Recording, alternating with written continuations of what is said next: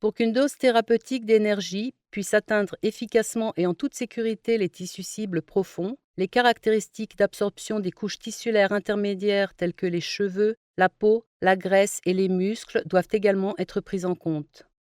Les longueurs d'onde de la lumière dans le spectre de l'infrarouge proche, comprises entre 700 et 1300 nanomètres, sont couramment utilisées pour la thérapie par photobiomodulation et se situent dans ce que l'on appelle la fenêtre thérapeutique, ainsi appelée parce que ces longueurs d'onde non seulement pénètrent à des degrés divers à travers les couches de tissus appropriées, mais sont également absorbées par le chromophore d'intérêt. Dans la membrane mitochondriale, le cytochrome C oxydase qui intervient dans la réponse de photobiomodulation. Pour que la photobiomodulation induise une réponse biologique, l'énergie de la lumière doit être transférée aux cellules lésées des tissus cibles et absorbée par ce chromophore. Il faut cependant tenir compte des caractéristiques d'absorption de la lumière des couches tissulaires intermédiaires afin de minimiser l'échauffement des tissus environnants et les pertes d'énergie lorsque la lumière pénètre dans ces tissus cibles plus profonds. Afin d'examiner ces caractéristiques d'absorption, il convient de tenir compte des contenus relatifs d'autres chromophores non ciblés dans les couches des tissus.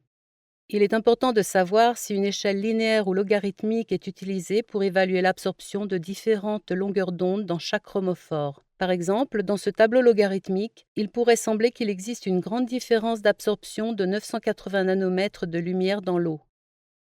Cependant, lorsqu'on regarde sur un tableau linéaire, on peut se rendre compte que la différence n'est pas si importante par rapport aux autres longueurs d'onde de ce spectre.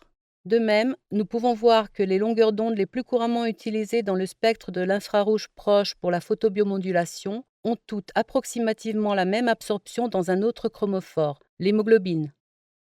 Toutefois, le chromophore primaire qui agit comme une barrière à la pénétration de la lumière dans les couches tissulaires plus profondes est la mélanine. La mélanine a une absorption 2 fois plus importante à 810 nanomètres qu'à 980 nanomètres. Ainsi, lors d'un traitement à travers des cheveux foncés ou une peau foncée à forte concentration de mélanine, il est plus efficace de le faire à 980 nanomètres.